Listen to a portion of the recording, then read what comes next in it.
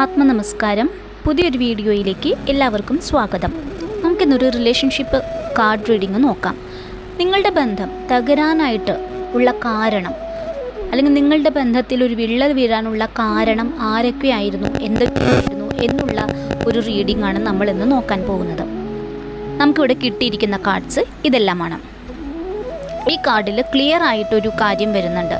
ഈ 7 of wands എന്ന് പറയുന്ന കാർഡ് നിങ്ങളുടെ മെയിൽ പാർട്ട്ണർക്ക് മെയിൽ ഈഗോ ഉണ്ട് എന്നുള്ളതിനൊരു തെളിവാണ്. അതായത് താനാണ് എപ്പോഴും ശരി എന്നുള്ളൊരു നിലപാടാണ് ആൾ റിലേഷൻഷിപ്പിൽ ആദ്യം മുതലേ നിലകൊണ്ടിരുന്നത്.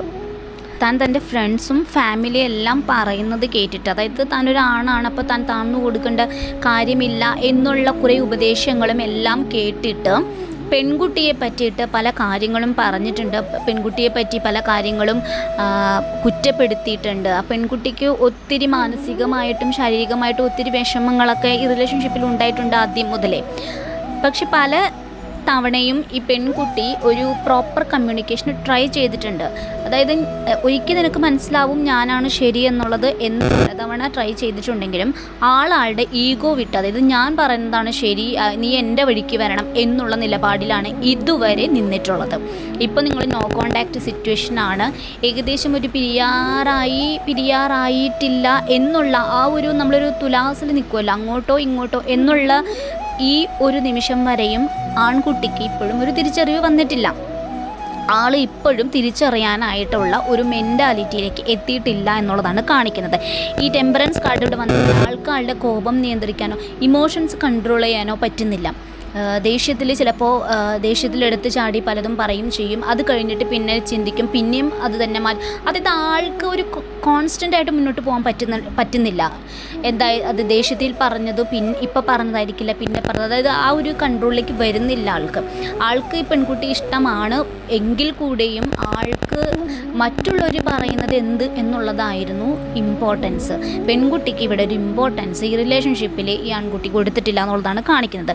ഏസ് ഓഫ് സോർട്സ് എന്ന് പറയുന്നത് ഈ ആൺകുട്ടിക്ക് ഒരു തിരിച്ചറിവുണ്ടാകുന്നൊരു കാലം വരും, സത്യം മറ നീക്കി പുറത്ത് വരും, ഒരു ക്ലാരിറ്റി ആൺകുട്ടിക്ക് കിട്ടും എന്നുള്ളതാണ്. പക്ഷെ അപ്പോഴേക്കും സമയം വൈകിട്ടുണ്ടാവും. ആരൊക്കെയായിരുന്നു?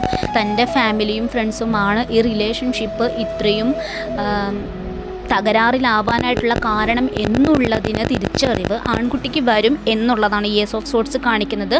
പക്ഷെ അപ്പോഴേക്കും സമയം വൈകിട്ടുണ്ടായിരിക്കാം. കാരണം ഇപ്പോൾ നോ കോണ്ടാക്ട് സിറ്റുവേഷനിൽ ഈ 5 ഓഫ് കപ്സ് കാണിക്കുന്നത് ആൾക്കൊരു കുറ്റബോധം നല്ലൊരു വിഷമമുണ്ട്.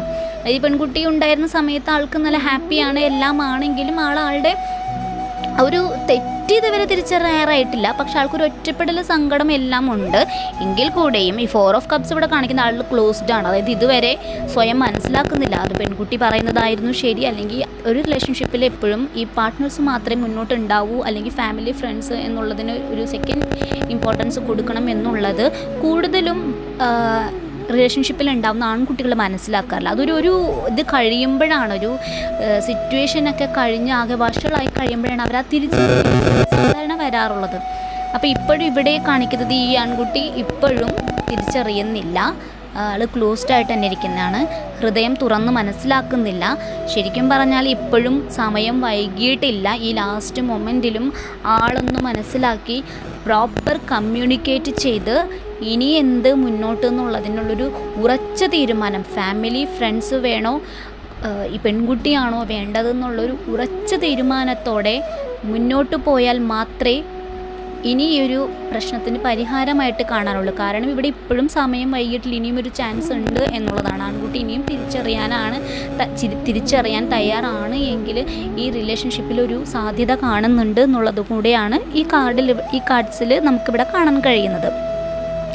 അതുമാത്രമല്ല ഇവിടെ ഈ ഫാമിലി ഫ്രണ്ട്സ് ഇതിൻ്റെ ഇടയിൽ വന്നപ്പോൾ ഉണ്ടായിരുന്ന കുറേ ഇൻ്റർമീഡിയറ്റ് ആയിട്ട് സംസാരിക്കാൻ നിന്നവരുടെ അടുത്തുനിന്നുമുള്ളൊരു കമ്മ്യൂണിക്കേഷൻ ലാഗും ഈ റിലേഷൻഷിപ്പിനെ ഒത്തിരി തകരാറിലാക്കാനായിട്ട് സാധിച്ചിട്ടുണ്ട്. അതായത് ആൾ പറഞ്ഞത് നിങ്ങൾ ഇപ്പോൾ പറഞ്ഞിട്ടുണ്ടാവുമല്ലോ, നിങ്ങൾ നോ കോൺടാക്റ്റിലിരിക്കുന്ന സമയത്ത് എനിക്കിങ്ങനെ ഒരു കമ്മ്യൂണിക്കേഷൻ ചെയ്യണം എന്നുള്ള രീതിയിൽ പറഞ്ഞത് പ്രോപ്പറായിട്ട് ടൈമിന് അങ്ങോട്ടും ഇങ്ങോട്ടും എത്തിയിട്ടില്ല. കാരണം ഈ പെൺകുട്ടി പല തവണ കമ്മ്യൂണിക്കേറ്റ് ചെയ്യാൻ ശ്രമിച്ചിട്ടുണ്ട്.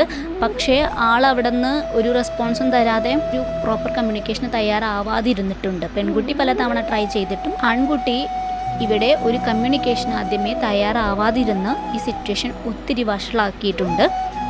പക്ഷേ ഇനിയും സമയം വൈകിട്ടില്ല എന്നുള്ളതാണ് ഈ കാർഡ് കാണിക്കുന്നത്.